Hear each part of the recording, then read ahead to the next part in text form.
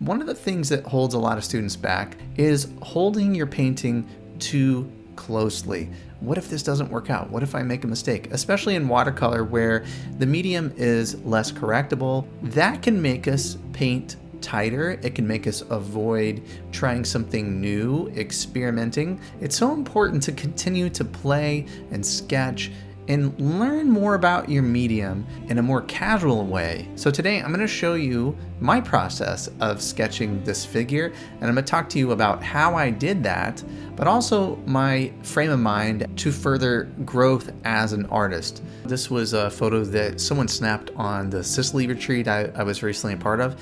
There's an interesting pose here, and I thought it'd be a fun thing to sketch. So what I do first, the same thing I do with my complete paintings, is I lay the drawing in first. Even if you don't have time to do a finished painting, take 10 minutes a day to practice something that is useful. Sketching figures, painting skies, working on color mixing, something like that.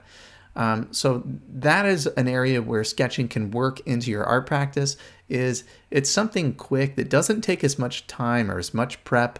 You're working on something more specific, and that's what I wanted to do here with the sketch of this figure. So I did a quick drawing, and now I'm ready to paint.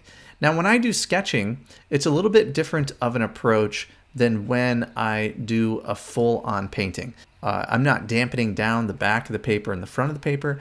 I'm simply just laying in some color and just going with it. And I think that's something fun about sketching, is that watercolor takes such a intentional approach. There's something special about that energy when you're painting fast, and that comes across in your brushwork, and that's a fun thing to explore during sketching as well.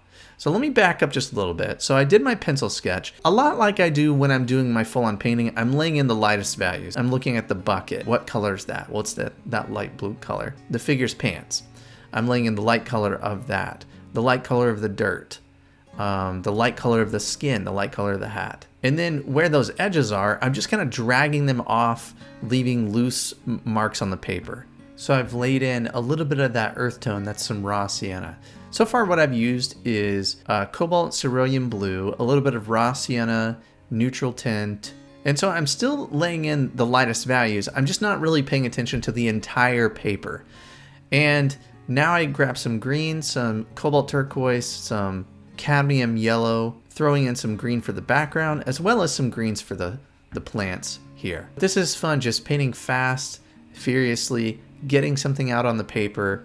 And I'll zip forward a little bit here. I dropped in a little more mixture with the green. And that's kind of the light values for the sketch. Now that I have those in place, I'm not really waiting for things to dry. I'm just moving forward, running ahead kind of as fast as I can, just to get out an idea, see if something interesting will happen on the paper.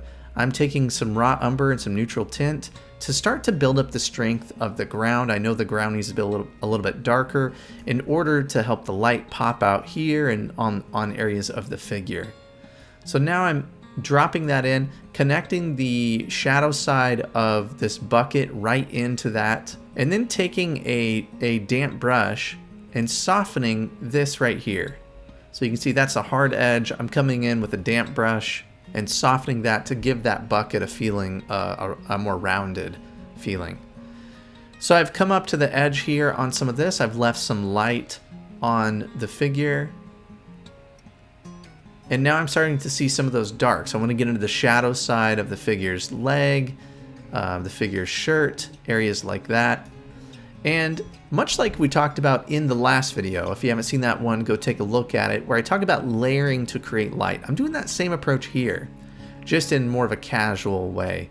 So I'm leaving that bit of light on the figure's pants, leaving the stripes. Some of that color from the first wash I'm leaving behind to get that light side, shadow side feeling. And of course I wanted to paint around the light on the glove here. But as we start to get the middle values and darks into the scene, the light is becoming more apparent. I'm leaving a little bit of that light color on the cap as I move along here. And finally some more darks on the figure. That's going to help some of these areas pop out. And I felt like we needed some darks, so a little more information on the ground.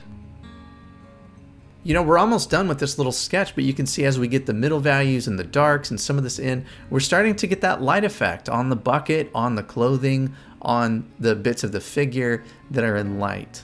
And I thought it'd be a good idea to just lay in some texture, just suggest some of the foliage and detail that's in the background without really becoming too involved. And so I'm laying some dry brush over the top of what we've already painted. Now, once I get to this stage, it's fun to play and explore. I mean, that's part of the reason why I like to do these sketches, is just to try techniques, to try things out. So you see right here, I have my X-Acto knife, scratch in a few things. The paper was a little damp, so the scratching didn't work. That paper has to be pretty crisp and dry in order for scratching to work. Then I decided, well, I'm gonna use some gouache and go ahead and get a little bit more involved with the gouache. And white gouache is a way to get some highlights back into your paintings. I like to do that when I sketch. And I'm thinking about this area here where the light is a little bit brighter on the figure, and that's gonna pop out the face a little bit, create a little bit of contrast and interest there.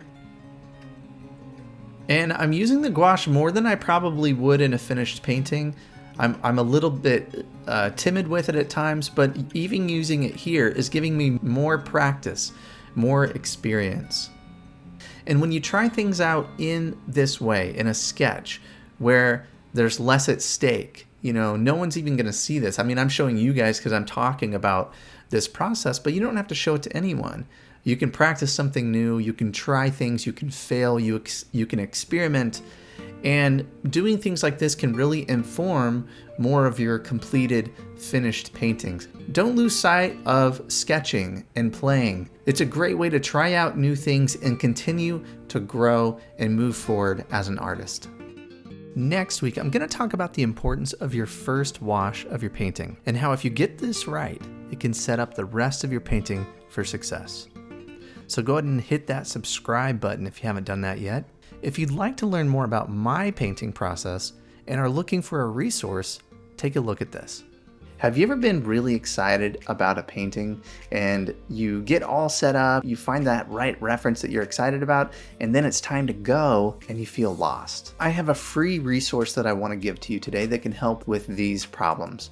My 5 steps to plan a successful watercolor painting. I walk you through the crucial planning phase of your painting that will help you understand what you're going to paint first, second, and third. The planning is really so important, especially in watercolor. This medium is harder to correct. It's so immediate. So having that plan is very important. I send you a PDF that you can download. And the great thing about this is you can have it on your phone, you could print it out. You can download this right now before you start your next painting. All you have to do is follow this link here and download my 5-step guide to planning a successful watercolor painting.